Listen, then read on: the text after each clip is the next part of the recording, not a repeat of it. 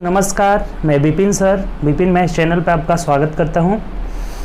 आइए हम लोग देखेंगे जो ग्रुप डी का 2700 प्लस क्वेश्चन कर रहे हैं उसी का सॉल्यूशन करेंगे। उसमें 1280 तक हम लोग क्वेश्चन देख चुके थे, तो 1281 से शुरू करना है। तो आइए हम लोग डायरेक्ट वीडियो शुरू करते हैं। अगर आप चैनल पर न्यू होंगे तो चैनल सब्सक्राइब कर लीजिए और बेल आइकन प्रेस कर लीजिएगा, जिससे कि जो भी न्यू वीडियो डलेगा उसका नोटिफिकेशन मिलता रहेगा। ठीक, और वीडियो अच्छा लगे तो लाइक करिए, शेयर करिए, ठीक, और नया हो तो सब्सक्राइब करिए। ठीक, देखिए क्वेश्चन नंबर 1281 क्या कह रहा है, बोला है कि 290 और 660 का महत्तम समापवर्तक 10 तथा लघुत्तम समापवर्तक कितना होगा। अगर इनका महत्तम समापवर्तक 10 दिया है तो एलसीएम पूछ रहा है। देखिए एक फॉर्मूला होता है छोटा सा, संख्या एलसीएम, ये होता है एलसीएम गुणे एचसीएफ, यानी लघुत्तम समापवर्तक गुणे महत्तम समापवर्तक जो होता है ये संख्याओं का गुणनफल के बराबर होता है। ठीक, संख्याओं के गुणनफल के बराबर होता है। गुणनफल, ये बात सब लोगों को पता होना चाहिए। नहीं पता हो तो आप ये पता कर लीजिएगा कि जब एलसीएम में एचसीएफ से गुणा करते हैं तो जो भी संख्या रहती है संख्याओं के गुणनफल के बराबर हो जाता है। ठीक, तो इसमें दिया हुआ है दो गो संख्या, एक 290 है, एक 660 है, तो इन दोनों का गुणनफल जो होगा एलसीएम गुणे एचसीएफ, इस संख्या को इधर लिख दे, कोई दिक्कत नहीं। एलसीएम हमें निकालना है, एचसीएफ 10 दिया हुआ है और एक संख्या आपका 290 है, दूसरी संख्या 660 है। बस कटा दीजिए और कुछ है नहीं, जीरो से जीरो कैंसिल कर लेंगे, यानी 66 में आप 29 से गुणा कर लीजिए, देख लीजिए कितना आ जा रहा है। तो आपका यह आ जा रहा है, देखिए इतना आ जा रहा है 19 40 19 14 0 आ जाएगा। ठीक, जब इसमें गुणा कर लेंगे 290 में 60 से तो कितना आ जाएगा 19 14 0, यानी कि ऑप्शन नंबर ए हो जाएगा। ठीक, तो एक छोटा सा एक्सप्रेशन होता है, इसको याद रखिएगा, एलसीएम गुणे एचसीएफ बराबर संख्याओं का गुणनफल। चलिए नेक्स्ट क्वेश्चन 82 नंबर क्वेश्चन देखिए क्या कर रहा है। 82 नंबर बोला है कि रामू की आय रोहन की आय से 25% अधिक है, तो रोहन की आय रामू की आय की कितनी है। देखिए यहाँ बोला हुआ है कि रामू की आय जो है, रामू की आय रोहन की आय के दो व्यक्ति हैं, तो रामू की आय रोहन की आय से 25% अधिक है। अगर रोहन 100 है तो ये कितना है 125 है। ठीक, दोनों का ये हमें पता चल गया, दिया हुआ है। रेशियो में भी कर सकते हैं, रेशियो कर लीजिएगा तो ये 4 हो जाएगा, ये 5 हो जाएगा। तब देखिए क्या कह रहा है, बोला है कि रोहन की आय रामू की आय की कितने प्रतिशत है। देखिए रोहन के बारे में पूछ रहा है तो रोहन को ऊपर कर लिए, जिसके बारे में पूछा जाए ऊपर रहेगा, और रामू के सापेक्ष में पूछा है कि रामू की कितनी है तो रामू को नीचे कर लेंगे, और प्रतिशत में पूछा है तो 100 से गुणा कर लेंगे। बात क्लियर, रोहन का पूछ रहा था ऊपर, रामू के सापेक्ष में, प्रतिशत के लिए 100, तो देखिए 5 से कटा देंगे, 20 25 100, यानी 20 चौक के 80% है। कितनी प्रतिशत है तो 80% है। ऑप्शन नंबर बी जो होगा हम लोग का आंसर हो जाएगा। क्लियर, चलिए अगला क्वेश्चन देखते हैं। नेक्स्ट क्वेश्चन क्या करें, नेक्स्ट क्वेश्चन 83 बहुत आसान है, आप इसको आसानी से कर सकते हैं। माइनस का रूट ओवर दिया हुआ है 144 बट्टा 576, फिर इधर गुणे माइनस में 16 बट्टा रूट ओवर 64। देखिए कितना आसान है, ये आपको पता है ना, माइनस है तो माइनस रहेगा ही, इसका वर्गमूल 12 हो जाएगा, इसका वर्गमूल हो जाएगा 24 24 से 576 गुणे ये तो 16 बिना वर्गमूल का, ये माइनस है माइनस रहेगा ही, 64 का वर्गमूल 8 हो जाएगा। अब कटा दीजिए, 8 दूना 16, अब इसे कटाते हैं तो देखिए 12 दूना 24, 2 से 2 कैंसिल, और माइनस माइनस में गुणा करेंगे तो प्लस हो जाएगा, यानी कि 1 हम लोग का आंसर हो जाएगा, जो कि ऑप्शन नंबर ए में दिया हुआ है। ठीक, ये भी बिल्कुल आसान है। चलिए अगले क्वेश्चन की ओर बढ़ते हैं। नेक्स्ट क्वेश्चन देखिए क्या कह रहे हैं, बोला है कि एक पार्टी में 77 लोग उपस्थित है, जिसमें पुरुष और महिला, देखिए मैन और वुमेन का रेशियो यहाँ दे दिया हुआ है। 77 लोग है टोटल, और 4:7 के बारे में बोला हुआ है कि मैन वुमेन कितने हैं, 4:7 के अनुपात में है। तो पार्टी में कुल कितनी महिला है, देखिए 1 मिनट, ये 7 4 11 हो गया, और इधर 77 है।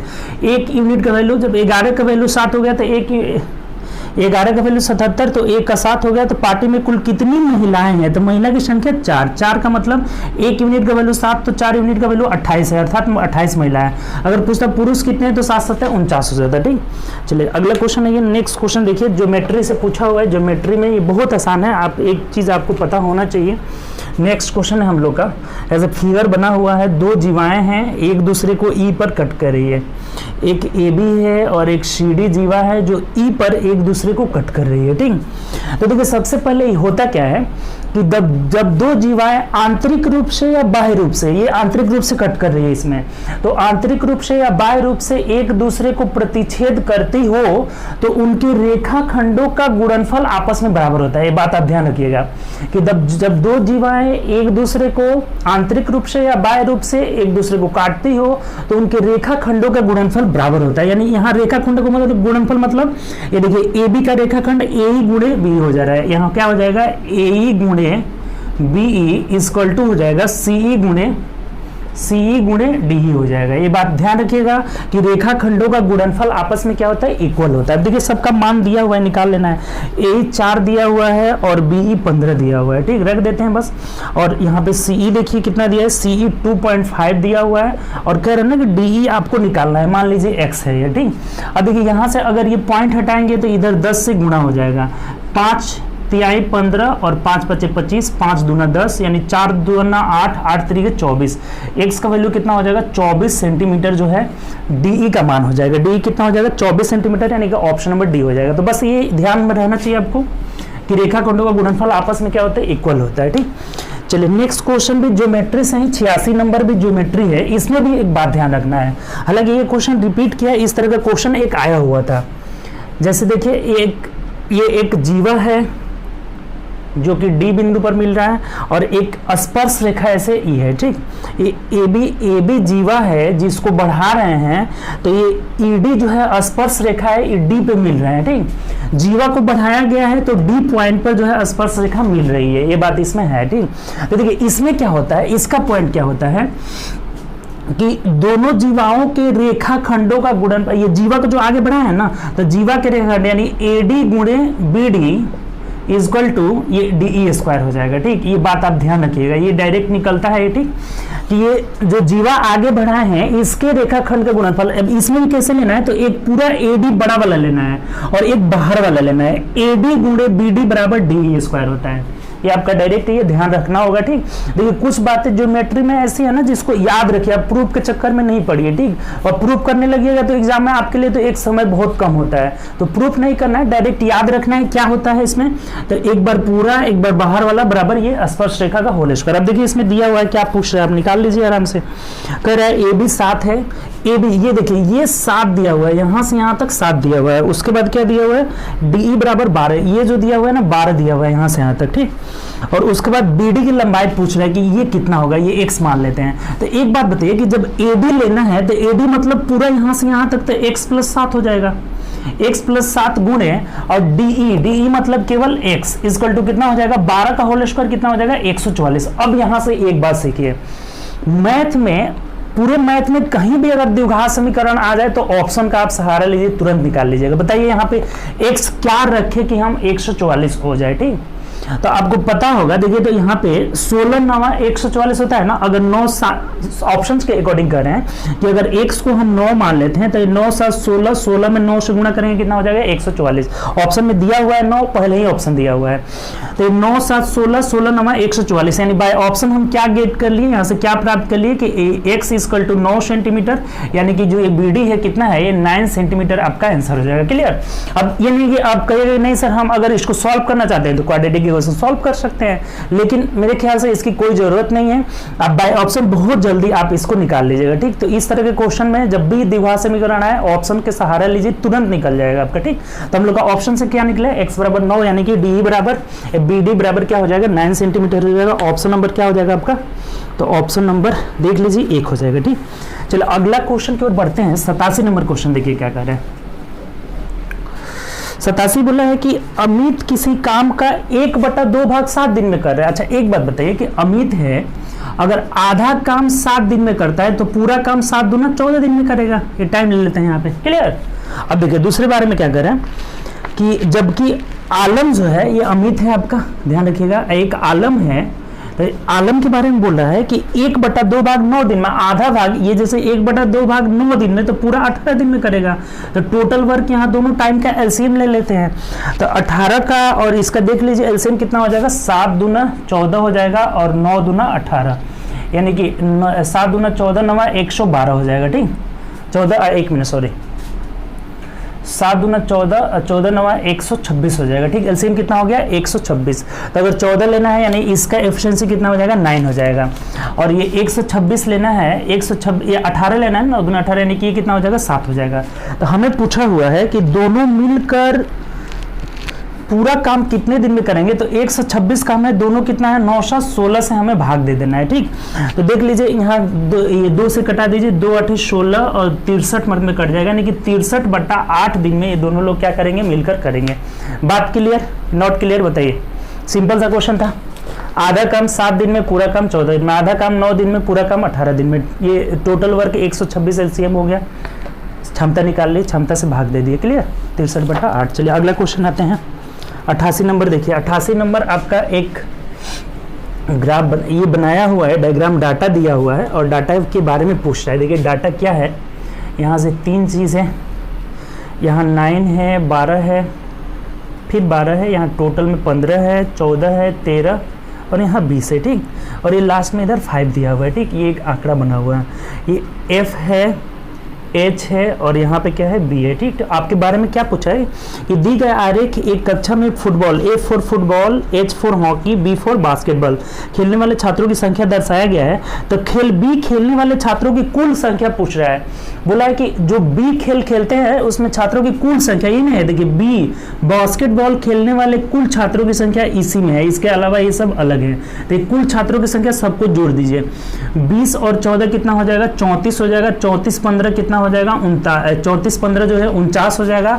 और 49 में 13 जोड़ेंगे तो कितना हो जाएगा आपका, तो 62 हो जाएगा। यानी कि कितना हो जाएगा 62। टोटल बी खेल खेलने वाले छात्रों की संख्या कितनी है 62। चारों को हम क्या करेंगे ऐड कर लेंगे। ठीक, बी के बारे में पूछा हुआ था, बी के सबको टोटल पूछा था कि कुल बी खेल खेलने वाले। अगर यहाँ से चेंज कर देना केवल बी खेल खेलने वाले, तो केवल बी खेल खेलने वाले ये 20 हो जाता है, ये आंसर हो जाता है। ये सब हम बताए हुए हैं, बहुत ज्यादा इस टाइप का क्वेश्चन आया हुआ है। ठीक, कहा था तीनों खेल खेलने वाले छात्रों की संख्या, तो ये 15 हो जाता है। ठीक, तो सब अलग अलग है आपका। ठीक, चलिए आइए अगले क्वेश्चन की ओर बढ़ते हैं। इसका आंसर हम लोग का क्या हो जाएगा 62 हो जाएगा। ठीक, देखिए 89 क्वेश्चन तो आपको ऐसे ही याद होना चाहिए। ठीक, इस टाइप के क्वेश्चन को जिनको नहीं पता है वो जान जाएंगे। ठीक, क्या होता है इसमें 30 प्लस √30 प्लस √30, ये देखते देखते क्वेश्चन बनना चाहिए। क्या आपको सब लोगों को पता होगा कि इस तरह के क्वेश्चन को ऐसा 2 फैक्टर इसको ऐसा निकालते हैं कि जिसका अंतर 1 होना चाहिए। अगर इस तरह का क्वेश्चन दिया रहेगा तो उसमें जरूर ऐसा रहेगा कि 1 के अंतर में टूटे, अदरवाइज उसका जो ऑप्शन रहेगा ना रेंज में रहेगा। ठीक, इस टाइप का हम क्वेश्चन, ये जो वीडियो है डला हुआ है सर्च का, आप नंबर सिस्टम में जाकर देख सकते हैं, उसमें डला हुआ है। ठीक, तो देखिए स्क्वायर रूट क्यूब रूट में उसमें डला हुआ है। तो इसका हम क्या करते हैं कि 2 ऐसा खंड निकालते हैं जिसका अंतर 1 हो। तो 6 5 30 यानी 5 6 30 हो जा रहा है। अगर यहाँ प्लस है तो बड़ा वाला मान आंसर हो जाता है, अगर माइनस है तो छोटा वाला मान आंसर हो जाता है। तो बीच में प्लस दिया हुआ है तो बड़ा वाला यानी कि 6 आंसर हो जाएगा। ठीक, तो ये तो रटे रटाई आपका है। अगर माइनस रहता है तो 5 आंसर हो जाता है। ठीक, चलिए अगला क्वेश्चन देखिए, इसमें 6 आंसर हो जाएगा, ऑप्शन नंबर डी है। नेक्स्ट क्वेश्चन की ओर बढ़ते हैं। अगला क्वेश्चन देखिए हम लोग का क्या बोला हुआ है कि रोहन और सोहन की वर्तमान आयु का अनुपात 4:3 है। रोहन और सोहन की वर्तमान आयु का अनुपात 4:3 है। उसके बाद बोला हुआ है कि 9 वर्ष के बाद रोहन की आयु 33 हो जाएगी। ये 9 वर्ष के बाद दिया हुआ है, 9 वर्ष के बाद दिया हुआ है। ठीक, रोहन की आयु कितनी हो जाएगी 33 हो जाएगी। अच्छा एक बात बताइए कि ये 9 वर्ष बाद 33 हो रहा है, तो 9 घटा लेंगे तो वर्तमान आ जाएगा, कितना हो जाएगा 24 हो जाएगा। तो ये वर्तमान 24 हो जा रहा है रोहन का आयु, और यहाँ कितना है 4 है, अर्थात इस 4 यूनिट का वैल्यू 24 है, तो 1 यूनिट का वैल्यू कितना हो जाएगा 6 हो जाएगा। तो हमें पूछ रहा हुआ है कि सोहन की वर्तमान आयु क्या है, यानी कि 3 यूनिट का वैल्यू क्या हो जाएगा बताइए। तो 36 18 वर्ष हो जाएगा, जो कि ये सोहन का वर्तमान आयु है। ठीक, कितना है 18 वर्ष। बात क्लियर, ये आसान सा क्वेश्चन था, ऑप्शन नंबर ए हो जाएगा। दोनों का रेशियो दिया हुआ था, इसका 9 वर्ष बाद का दिया हुआ, तो वर्तमान 9 घटा लेंगे तो 24, और यहाँ वर्तमान 4 है, तो 4 बराबर 24, तो 1 बराबर 6, तो 3 बराबर 18। चलिए अगला क्वेश्चन देखते हैं। नेक्स्ट क्वेश्चन हम लोग का क्या बोला हुआ है, देखिए अगला क्वेश्चन बोल रहा है देखिए नेक्स्ट क्वेश्चन कह रहे हैं 91 नंबर बोला है 12 से 91 कि 420 विद्यार्थियों के एक कॉलेज में प्रत्येक विद्यार्थी 5 विषय पढ़ते हैं और प्रत्येक विषय 60 विद्यार्थियों द्वारा पढ़ा जाता है। तो 20, देखिए ऐसा हम लोग क्वेश्चन निकाले थे कि विषयों की संख्या क्या हो जाएगा, ऐसा बहुत क्वेश्चन 2-3 क्वेश्चन किए थे। ठीक, बीसीओ की संख्या बराबर क्या हो जाएगा। देखिए सबसे पहले तो ये बोला है कि 420 विद्यार्थी हैं और प्रत्येक विद्यार्थी 5 विषय पढ़ते हैं, और उसके बाद बोला है कि और प्रत्येक विषय 60 विद्यार्थियों से पढ़ा जाता है। तो इस 60 विद्यार्थी से क्या करेंगे, हम भाग दे देंगे, विषयों की संख्या निकल जाएगी। पहले तो टोटल विषय निकाल लेते हैं। 420 विद्यार्थियों के एक कॉलेज में प्रत्येक विद्यार्थी 5 विषय पढ़ते हैं, यानी कि इतना विषय होना चाहिए। उसके बाद बोला है कि 60 विषय विद्यार्थियों द्वारा पढ़ा जाता है, प्रत्येक विषय 60 विद्यार्थियों द्वारा पढ़ा जाता है, तो विषय की संख्या कितनी होगी, तो इसे 60 से भाग दे देंगे। देखिए कम से कम 6 7 42, 7 5 35 होना चाहिए। एटलीस्ट विषयों की संख्या कितनी होना चाहिए आपका, 35 यथार्थ होनी चाहिए। ऑप्शन नंबर क्या हो जाएगा हम लोग का, ए हो जाएगा। ठीक, तो ऐसा क्वेश्चन हम लोग 2-3 पिछले वाले वीडियो में बहुत पीछे हम लोग कर चुके हैं। ठीक, रिपीट भी कर रहा है क्वेश्चन, देख लीजिए।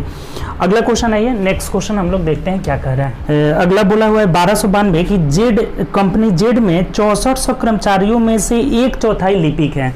देखिए टोटल कर्मचारी कितने हैं, टोटल जो है 6400 है, तो इसमें से लिपिक जो है कितने हैं, लिपिक जो है 1/4, यानी कि 6400 का 1/4, 1/4 यानी कितने हो जाएंगे, 1600 जो है लिपिक है। ठीक, कितने हैं, 1600 लिपिक है। तो अब कह रहे हैं कि कर्मचारी लिपिक हैं, यदि लिपिक कर्मचारियों को घटाकर 1/4 किया जाना था, यानी कि इसमें 1/4 कम किया जाना था घटा करके लिपिक कर्मचारियों को, तो लिपिक कर्मचारी 1600 है, इसका 1/4 कितना हो जाएगा आपका, तो 400 हो जाएगा। जो है इसका 1/4 कितना हो जाएगा, 1/4 जो है 400 हो जाएगा। तो ये 400 इसमें से कम कर देना था, तो जब 400 कम कर देंगे लिपिक कर्मचारी तो कितने हो जाएंगे, जो है 1200 हो जाएंगे। लिपिक कर्मचारी अब जो नया में होंगे वो कितने होंगे, 1200 होंगे। तो ये बोला हुआ है कि जो 400 कम किया जाना था, तो शेष कर्मचारियों की कुल संख्या में, अब देखिए 400 जब लिपिक का यहाँ कम किए हैं, तो यहाँ 400 इसमें से भी ना कम करेंगे, 400 इसमें से जो है बोला था कि लिपिक को हटा ही देना था। 1/4 जो लिपिक की संख्या 1600 है, इसका 1/4 कर्मचारी को हटा देना था, कम कर दिया जाना था। तो जब कम करेंगे तो लिपिक 1200 हो जाएंगे, और इसमें भी टोटल में भी 400 कम करेंगे, यानी कि टोटल भी संख्या कितनी हो जाएगी, तो 6000 हो जाएगी। तो यही बोला है कि ये जो 1200 है ये 6000 की कितनी प्रतिशत है, हमें पूछा हुआ है कि इसकी कितनी परसेंट है। तो देखिए कटा दीजिए, 12 25 60 हो जाएगा ना, 5 मर्त में 5 से कटाएंगे 20, यानी कि 20% संख्या। अब जो नया लिपिक है वो शेष जो कर्मचारी बचे हुए हैं 6000, उसकी कितनी परसेंट है, तो 20%, यानी ऑप्शन नंबर क्या हो जाएगा, डी हो जाएगा। बात क्लियर। तो थोड़ा सा इसमें कुछ नहीं किया हुआ था, केवल के यहाँ पे जो 400 हटा देना था, 400 कम कर दिया जाना था, तो 1200 हो जाएंगे, और यहाँ 400 कम करेंगे 6000, तो 1200 6000 का कितना परसेंट होगा, 20%। अगला देखिए 93 नंबर क्वेश्चन क्या बोला हुआ है। 93 हमें कह रहे हैं कि नीलिमी तन्वी और राशि ने एक केक को साझा किया। देखिए नीलिमी है, तन्वी है और राशि है, 3 लोग हैं, तो एक केक को साझा कर रही है।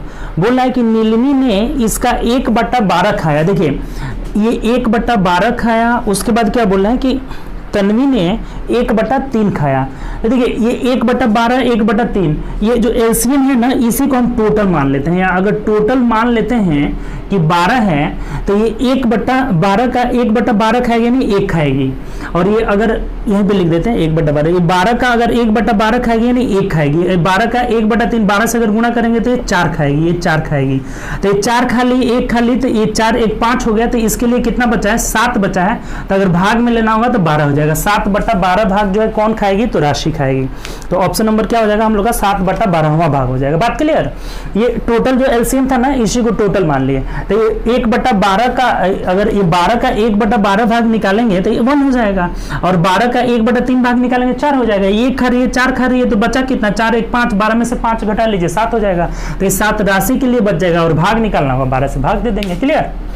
तो आसान सा क्वेश्चन था। अगला देखिए, अब जोड़कर ये नहीं घटाने लगेंगे, उस तरह से टाइम आपका ज्यादा लगेगा। ठीक, अगला हमें क्वेश्चन बोला हुआ है, ये रीजनिंग से क्वेश्चन है 14। क्यू का मतलब देख लीजिए, क्यू का अर्थ है गुणा 16, पी का अर्थ है भाग 4, और आर का अर्थ है जोड़ 7, एस का अर्थ है -10। ठीक, इसको हमें सॉल्व करना है। बोला इसका मान निकाले। सबसे पहले हम भाग देंगे, आपको पता होना चाहिए, 4 हो जाएगा, और 14 चौके कितना हो जाएगा, 56। यहाँ तक 56 में 7 जोड़ देंगे 63, 63 में अगर 10 घटा लेंगे कितना आ जाएगा, 53 आपका जो है आंसर हो जाएगा। तो ऑप्शन नंबर सी हो जाएगा। ठीक, तो ये आसान क्वेश्चन था। अगला क्वेश्चन देखिए, 95 ग्राफ से क्वेश्चन पूछा हुआ है। ग्राफ का क्वेश्चन है, क्या बोला हुआ है हमें कह रहा है कि पाई आरेख में कर्नाटक में एक प्रकाशन संस्थान में व्यय होने वाले दर्शाया गया है। यदि कुल व्यय इसका दिया है ना, यहाँ कुल व्यय होगा, तो कुल व्यय जो है 50,000 रुपया दिया हुआ है, ठीक। और कह रहा है कि परिवहन लागत कितनी है, तो अगर टोटल ग्राफ दिया हुआ है, इसमें हमें परिवहन लागत पूछा हुआ है कि परिवहन जो लागत वो कितनी है। तो देख लीजिए परिवहन लागत का जो है परसेंटेज कितना है।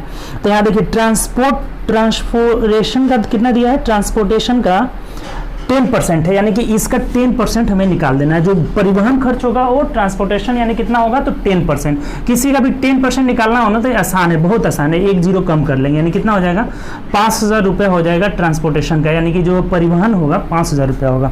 ऑप्शन नंबर क्या हो जाएगा, ए हो जाएगा, ठीक। तो ये भी आसान था। अगला क्वेश्चन देखिए, 96 नंबर क्वेश्चन क्या कर रहा है, 1296 क्या बोला हुआ है कि 3.1 प्राप्त करने के लिए 2.6 में क्या जोड़ना होगा। इसका मतलब क्या होगा कि 3.1 में से हम 2.06 घटा लेंगे तो वो प्राप्त हो जाएगा।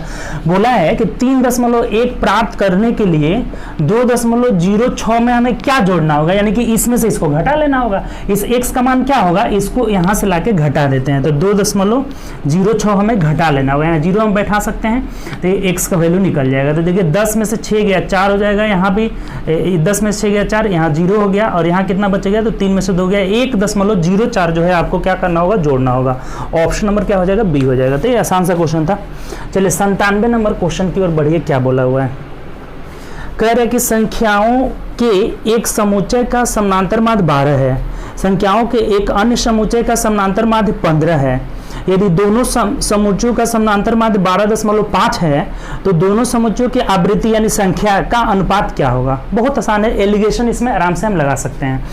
पहला जो संख्या है इसका जो माध्य है 12 है, दूसरा जो संख्या है इसका माध्य कितना है 15 है, और टोटल समुच्चय का माध्य कितना है 12.5 है। एलिगेशन लगा दीजिए, बहुत आसान हो जाएगा। देखिए यहाँ घटाएंगे तो कितना हो जाएगा, 2.5 हो जाएगा, यहाँ घटा लेते हैं तो कितना हो जाएगा 0.5, पॉइंट से पॉइंट कैंसिल, ये रेशियो कितना हो जा रहा है 5:1 का रेशियो है। दोनों के आवृत्ति का जो रेशियो कितना है 5:1 है। ऑप्शन नंबर क्या हो जाएगा, बी हो जाएगा, ठीक।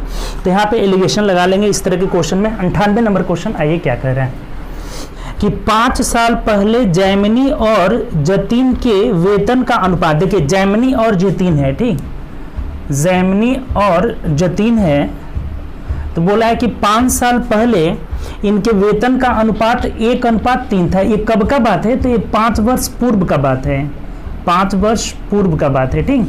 अब हमें बोल रहा है कि जैमिनी का वेतन 300 रुपये प्रति माह, जैमिनी का हर साल बोल रहा है कि जैमिनी का हर साल 300 रुपये बढ़ रहा है, जबकि जतीन का वेतन 100 रुपये की वृद्धि हो रहा है। यदि आज से 5 साल बाद, यानी देखिए वर्तमान से अब 5 साल की बात कर रहा है, ये तो 5 वर्ष पहले का दिया हुआ है आंकड़ा, और वर्तमान से आने के बाद 5 साल बाद की बात कर रहा है। यानी ये जो बोला हुआ है ना, मान लीजिए कि ये वर्तमान, ये लाइन हम लोग का क्या हो गया, वर्तमान हो गया। ये अगर वर्तमान हो गया तो ये 5 साल बाद की बात कर रहा है। फिर क्या बोला हुआ है कि 5 वर्ष बाद की बात कर रहा है, यानी यहाँ समय का जो डिफरेंस हो जा रहा है वो कितना हो जा रहा है, 10 साल हो जा रहा है। यहाँ जो समय का अंतर है कितना है, 10 वर्ष हो जा रहा है, ठीक।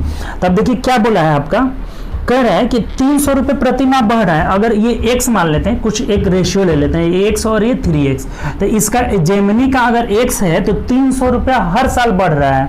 अगर 300 रुपये हर साल बढ़ रहा है तो 10 साल में कितना बनेगा, यानी कि 3000 रुपये बढ़ जाएगा, ठीक। ये 10 साल में 3000 बढ़ जाएगा, और इसका 3x है और इसका 100 रुपये प्रति साल बढ़ रहा है, तो 10 साल में इसका कितना बढ़ जाएगा, 1000 रुपये बढ़ जाएगा। ये बोल रहा है कि 5 साल के बाद दोनों का वेतन क्या हो जा रहा है, बराबर हो जा रहा है। अर्थात हम एक साइड यहाँ से कर लेते हैं तो ये 2x = 2000 हो जाएगा। तो x का वैल्यू हमने निकाल दिया, कितना आया, 1000 रुपये आया, 1000 रुपये। तो अब क्या बोला हुआ है, देखिए हमें कह रहे हैं, तो यदि आज से 5 वर्ष बाद का वेतन समान हो तो जतीन का वर्तमान वेतन, ये वर्तमान वाला वेतन निकालना है, और किसका, जतीन का निकालना है इसका। यानी कि यहाँ 3x का वैल्यू कितना आ जाएगा, 3x का वैल्यू 3000 आ जाएगा। तो ये जो 3000 वेतन मिला है ये 5 वर्ष पूर्व की निकला हुआ है, और हमें वर्तमान निकालना है। तो इसका मतलब ये 5 वर्ष पूर्व अगर 3000 रुपया है, ये 5 वर्ष पूर्व कितना है, 3000 रुपया है। और हमें बोला है कि यदि आज से 5 साल बाद इतना है तो जतीन की वर्तमान वेतन कितनी होगी, तो ये 100 रुपया और बढ़ता जाएगा।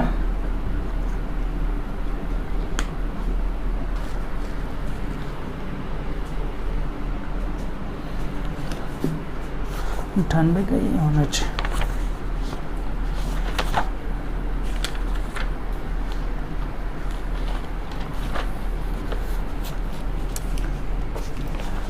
तो 5 वर्ष पूर्व का ये निकला हुआ है 3000 रुपया, तो और 100 रुपये बढ़ता जाएगा, यानी हमें आज का पूछ रहा है तो ये वर्तमान आते आते कितना बढ़ जाएगा, 500 रुपये बढ़ जाएगा, यानी कि 3000 और इसमें 500 जोड़ लीजिए, तो जो वर्तमान में इसका वेतन निकल जाएगा, वर्तमान में जतीन का वो कितना हो जाएगा, 3500 रुपये वेतन हो जाएगा इसका, यानी कितना है अभी वर्तमान में वेतन, तो 3500 रुपये है। बात समझ गए होंगे, कोई दिक्कत नहीं है। इसका कितना है वर्तमान, इधर लिख देते हैं 3500 रुपये है। अगर नहीं समझें तो एक बार और बड़ी अच्छे से समझिएगा। बोला है कि जैमिनी और जतीन का 5 वर्ष पूर्व 1:3 है, तो x और 3x मान लिए। अब कह रहा है कि हर साल इसका 300 रुपये बढ़ रहा है और 5 साल बाद बराबर हो जा रहा है, यानी कि 5 साल पूर्व और 5 साल बाद, यानी गैपिंग कितनी हो गई, 10 साल की हो गई। तो 10 साल में कितना बढ़ेगा, 300 के हिसाब से बढ़ रहा है तो 3000 बढ़ जाएगा। इसका 10 साल में 100 रुपये के हिसाब से तो 1000 बढ़ जाएगा, और ये दोनों क्या करें कि बराबर हो जाता है। तो यहाँ x का वैल्यू हमने निकाल लिया, कितना है आपका 3000 रुपये, 1000 रुपये आया, तो 3x का वैल्यू निकाल लेते हैं, यानी जतीन का 5 वर्ष पूर्व का जो वेतन निकल गया वो कितना निकल गया, 3000 रुपया। तो अब कह रहा है कि वर्तमान आना है तो 100 रुपये बढ़ेगा, तो 5 साल में 500 और बढ़ जाएगा, यानी कितना हो जाएगा, 3500 रुपये। बात क्लियर। चलिए अगला क्वेश्चन की ओर बढ़ते हैं। 99 नंबर क्वेश्चन देखिए क्या कह रहा है। ये अच्छा क्वेश्चन था, थोड़ा सा इसमें परेशान किया था आपको। 99 नंबर क्वेश्चन कह रहा है कि एक बस 80 किलोमीटर प्रति घंटा की चाल से जाती है और 10 मिनट देर से पहुंचती है। यदि वह 90 किलोमीटर प्रति घंटा की चाल से जाती तो 8 मिनट की देरी से पहुंचती, तो बस द्वारा पूरा करने में कितना सही समय क्या होगा। देखिए अगर हमको बहुत आसानी से रेशियो मेथड से करिएगा, यहाँ पे जो बस की जो डिस्टेंस है ना वो दूरी समान है, तो जब दूरी समान होता है तो बोले हैं कि चाल का जो रेशियो होता है ना वो चाल का रेशियो समय का उल्टा होता है। तो पहला जो स्पीड का इन लोग का रेशियो दिया हुआ है वो 80 किलोमीटर प्रति घंटा के बाद उसके बाद 90 किलोमीटर के, तो ये जो टाइम हो जाएगा ना इसका उल्टा हो जाएगा, ये 90 हो जाएगा और ये 80 हो जाएगा। तो 0 0 कटा देते हैं, यानी यहाँ समय का डिफरेंस कितना है, एक समय, एक यूनिट है। अब क्वेश्चन में पढ़िए, अगर वह इस 80 की स्पीड से जाती है तो 10 मिनट देर से, ये जो डेस्टिनेशन पे पहुंचने का टाइम है इससे 10 मिनट पीछे देर से जा रही है। और उसके बाद बोल रहा है कि अगर 90 की चाल से जा रही है तो 8 मिनट देर से जा रही है, यानी दोनों देर देर है तो क्या हो जाएगा, घट जाएगा। तो ये दोनों के बीच की गैपिंग कितनी है, 2 है। इस एक यूनिट का वैल्यू 2 मिनट की गैपिंग है। तो अब हमें पूछा हुआ है यहाँ से ना कि सही समय क्या है, तो किसी को लेके भी चल सकते हैं, 8 ही का ले लीजिए, 8 का वैल्यू कितना हो जाएगा, 16 मिनट हो जाएगा।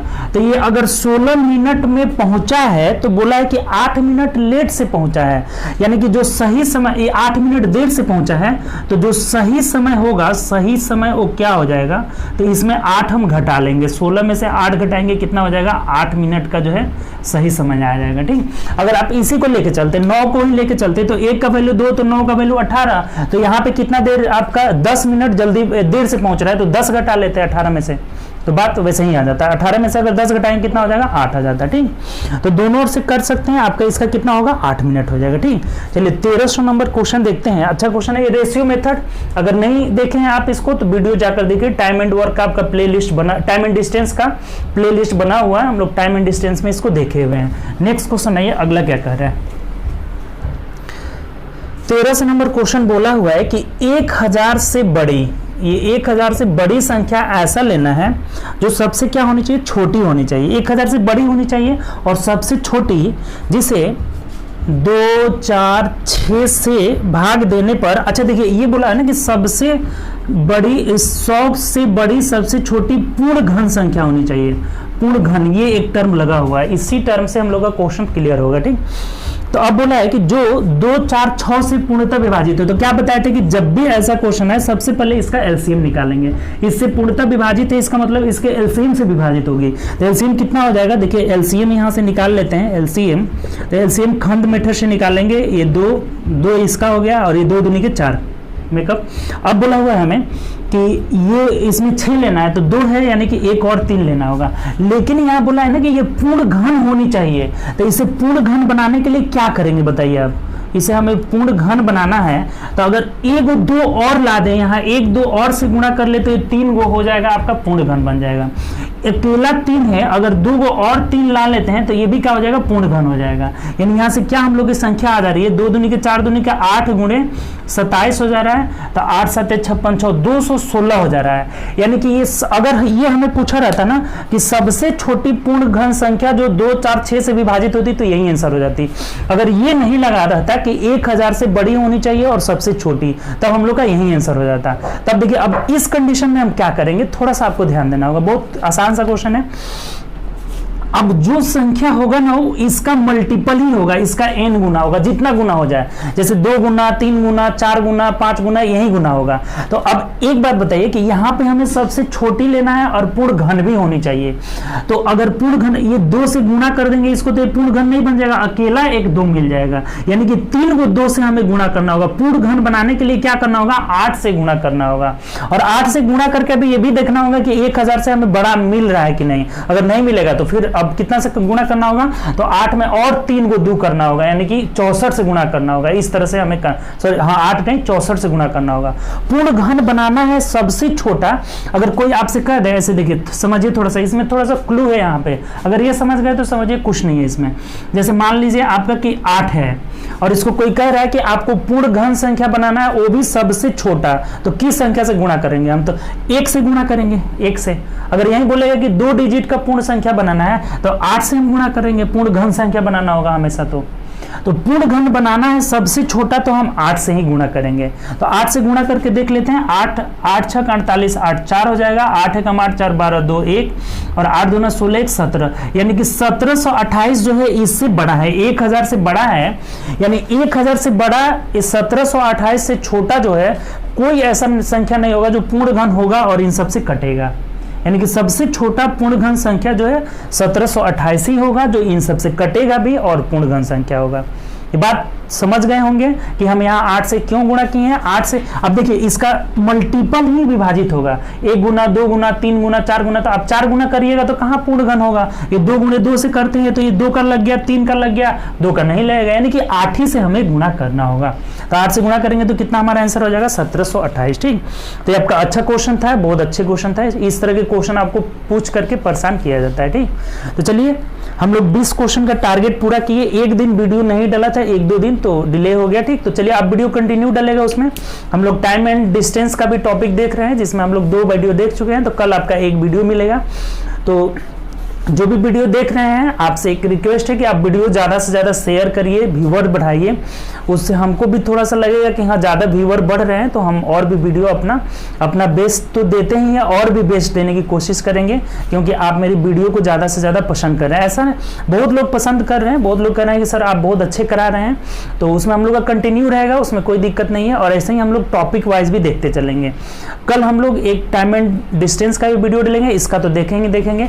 एक मीन मीडियन मोड का, जो बहुत लोग परेशान करते हैं। मीन मीडियन मोड तो खैर आसान रहता है। मानक विचलन जो रहता है ना, स्टैंडर्ड डेविएशन, कोएफिशिएंट ऑफ ये वेरिएंस होता है आपका, तो ये सब क्वेश्चन थोड़ा सा फंसता है। तो इस टाइप के हम सभी को एक वीडियो में कन्वर्ट करके आपको मिलेगा, वो भी 1-2 दिन में मिल जाएगा।